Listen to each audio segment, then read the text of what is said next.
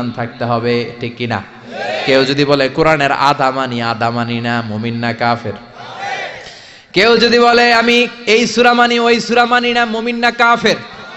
কেউ যদি বলে আমার যেইটা ভাল লাগে, আমার দলের জন্য যেইটা সুবিধা ওইটা মানি, আমার দলের জন্য যেইটা ঝামেলা ওইটা মানি না, এরকম আছে না নাই? মিষ্টি খাওয়ার সুন্নত মানে, মায়ের খাওয়া যে সুন্নত মানে না, আছে না নাই? মিষ্টি মিষ্টি কথা মানে, ঝুঁকি নেওয়া যে সুন্নাত ওইটা মানে না, এরকম আছে না নাই?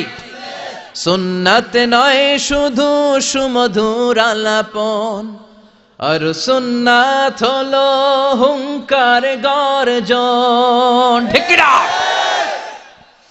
সুন্নাত শুধু নয় নির্জন ধ্যানে যাওয়া, আর সুন্নাত হলো পাথরের আঘাত খাওয়া।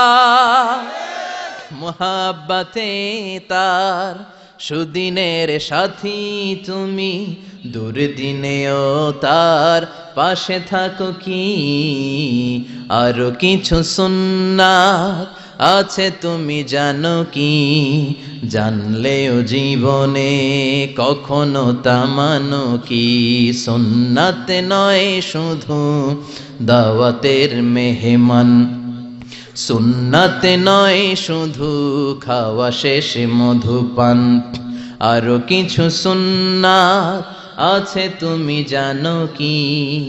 জানলেও জীবনে কখনো তা মানো কি? চিল্লায় বলেন ঠিক কি না?